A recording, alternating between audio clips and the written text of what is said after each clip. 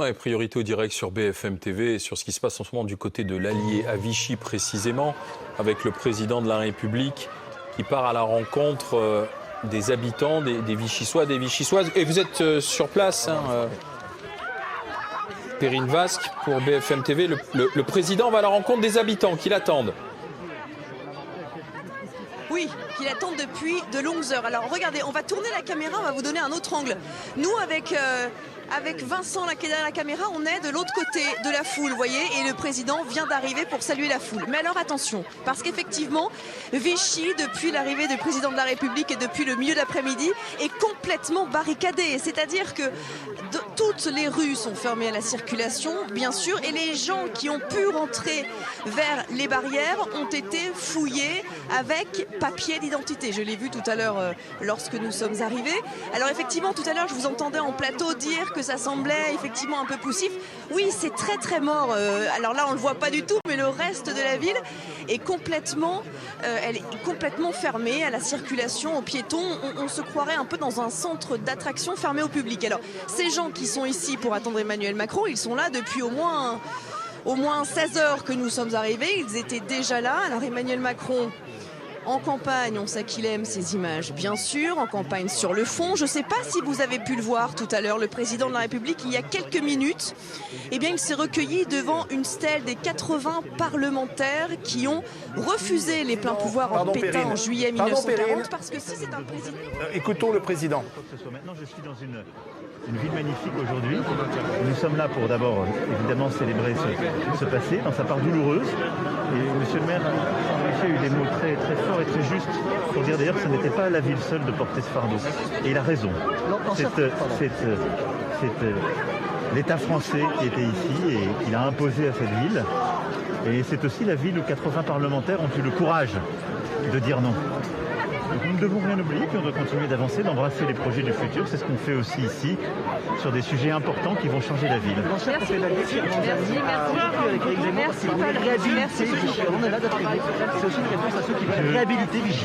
Je n'irai pas plus loin. Moi, je fais ça pour notre pays, et vous savez mon attachement à ces questions. Et je pense que nous devons nous tenir unis, lucides sur notre passé, mais ambitieux pour saisir notre avenir parce que notre peuple le mérite. Et donc aujourd'hui, nous devons d'abord nous concentrer pour nous protéger, pour protéger les plus fragiles d'entre nous face à l'épidémie et préparer l'avenir parce que nous avons un pays qui a un grand avenir dans cette Europe et nous avons des compatriotes qui méritent le mieux. Je peux avoir une photo sur le président. Allez-y, retournez-vous. Faites comme ça, retournez-vous comme ça, vous y arrivez à le faire. Bougez pas, monsieur, bougez pas. Merci beaucoup. Merci, monsieur le président. On change pour les votes. Merci. Vous avez répondu à la question. Monsieur le Président, avec vous. Allez, C'est super. bonjour. Ça va, Gaël? Oui, ça va très bien. Merci. Bonjour, monsieur. Excusez-moi, monsieur le président, nous étions de dos.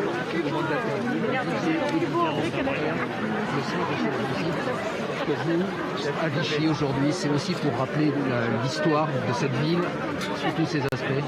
Et ne pas l'y enfermer non plus, comme le disait très justement monsieur le maire. Non, nous sommes ici et nous avons eu un moment de recueillement et un moment de mémoire. Nous connaissons notre histoire, elle a été établie par les historiennes et les historiens de France et du monde entier sur la base de traces, de preuves qui ont été reconstituées à travers le temps et qui ont permis d'établir une vérité historiographique. Et je pense que ça c'est important, on ne doit jamais le remettre en cause. Notre histoire, elle est le fruit de ce travail. Et donc nous sommes ici recueillis à la mémoire des Juifs et Juifs de France qui étaient les victimes de l'État français, de ce régime. Nous sommes aussi recueillis à la mémoire des 80 parlementaires qui ont dit non au pouvoir et qui ont résisté, parfois en prenant tous les risques, pour certains au péril de leur vie. Mais en étant ici à Vichy aujourd'hui, je veux dire de manière très claire en répondant à monsieur le maire que cette histoire, ça n'est pas à Vichy seul de la porter, c'est l'histoire de la France. Et en effet, c'est ce régime de l'État français qui a décidé de collaborer avec l'occupant. Et je pense qu'il faut aussi qu'on accompagne la ville de Vichy dans les combats qui sont les siens pour son avenir, c'est-à-dire ce que nous sommes collectivement en train de transformer ici, les projets qui sont portés pour la santé, le sport, le patrimoine, le classement à l'UNESCO.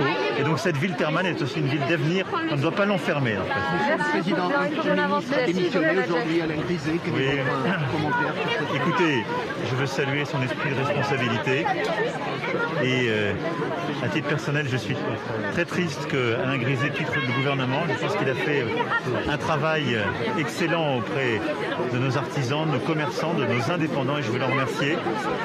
Il a pris ses responsabilités suite à une décision de justice. Le Premier ministre en a tiré les conséquences et m'a proposé de le remplacer. Voilà. Les institutions continuent, le travail continue et sur un plan plus humain, je veux vraiment le remercier de son engagement à mes côtés, aux côtés du Premier ministre. Merci, Monsieur le Président. Merci à vous. Comment allez-vous? Bravo, Président.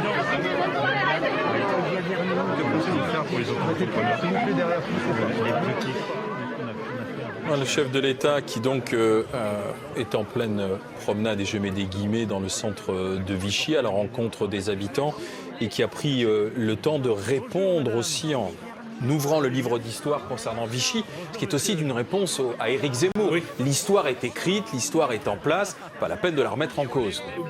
Pour ceux qui ne se souviennent plus très bien de leur cours d'histoire ou qui ont une vision un peu vague de ce qui se passait en juin et en juillet 1940, le 10 juillet 1940, les pleins pouvoirs sont votés à Vichy à Philippe Pétain et 80 parlementaires, des sénateurs et des membres de la Chambre des députés votent contre les pleins pouvoirs au maréchal Pétain. Vous connaissez certains noms, il y a des noms de rues qui sont donnés à ces 80 parlementaires. Et d'une certaine manière, en venant à Vichy aujourd'hui, pour rappeler cela, pour rendre hommage au courage, il a utilisé plusieurs fois le mot courage, de ces 80 parlementaires, Emmanuel Macron répond à Éric Zemmour sur un point très précis. Il avait utilisé d'ailleurs ce matin sur France Bleu Pays d'Auvergne le mot revoir. Il reprochait à certains de revoir l'histoire de Vichy. C'est du révisionnisme. Il accuse, ou il reproche, ou implicitement, il accuse Éric Zemmour de révisionnisme, non pas de remettre en cause la Shoah, ça c'est du négationnisme, mais de remettre en cause la vérité historique. Il a utilisé le mot vérité à l'instant, vérité des historiens. La vérité historique, c'est que non, le maréchal Pétain n'a pas aidé à sauver des juifs français, comme l'affirme Éric Zemmour, comme il l'a affirmé depuis longtemps, comme il l'a réaffirmé ces dernières semaines. Et c'est ça qu'est venu rappeler aujourd'hui le président de la République, c'est-à-dire une vérité historique que certains candidats à président de la République contestent. Donc c'est clairement un président en campagne électorale qui s'immisce qui répond à un candidat.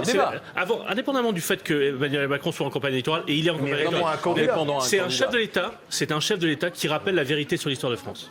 Alors, pour la ville de Vichy, c'est-à-dire qu'on renvoie toujours Vichy à ce passé, alors que c'est une ville qui a beaucoup d'autres atouts, qui a peut-être envie d'ailleurs qu'on oublie un peu tout ça, qu'on passe à autre chose. Oui, parce que c'est très mauvais pour l'image de la ville, l'image du tourisme, etc. Et d'ailleurs, le maire voudrait qu'on arrête dans les livres d'histoire de parler de régime de Vichy et qu'on parle plutôt de régime de Pétain.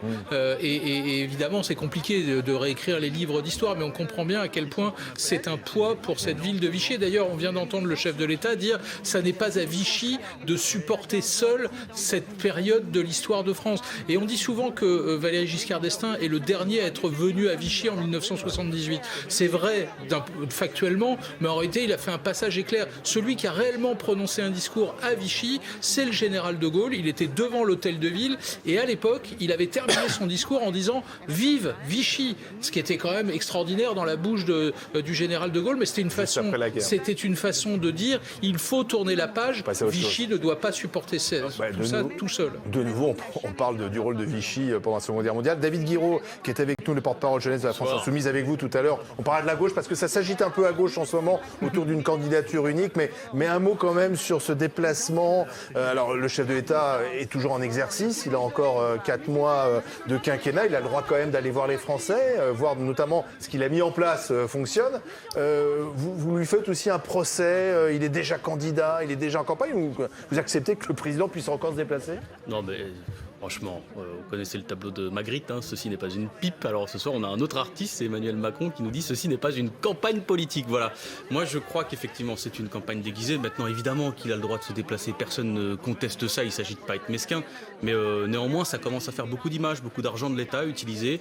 Je rappelle que c'est nos impôts qui payent le président de la République pour faire une campagne. Aujourd'hui, il s'inscrit dans une polémique politique. Donc, c'est pas un déplacement pour annoncer grand-chose d'autre qu'une polémique politique. Et puis, quand même, juste un truc sur ça. Moi, je veux bien, je suis d'accord avec Emmanuel Macron, Pétain est un collabo. Mais dans ce cas-là, pourquoi le réhabiliter en 2018 ? Pourquoi le célébrer en 2018 comme l'a fait Emmanuel Macron ? C'est juste la question que je pose, parce qu'il l'a fait. Si c'est un collabo, pourquoi on le célèbre ? grand soldat. Il a célébré l'homme de la Première Guerre mondiale. Eh bien, vous voyez justement, je pense qu'on a besoin de gens dans la période qui soient un peu solides sur leurs valeurs. Le général L'histoire, elle est complexe. Pétain, l'histoire est complexe. Voilà. Et il faut s'en souvenir. Le rôle des manuels d'histoire, c'est de se souvenir. Je ne conteste pas qu'il faille s'en souvenir.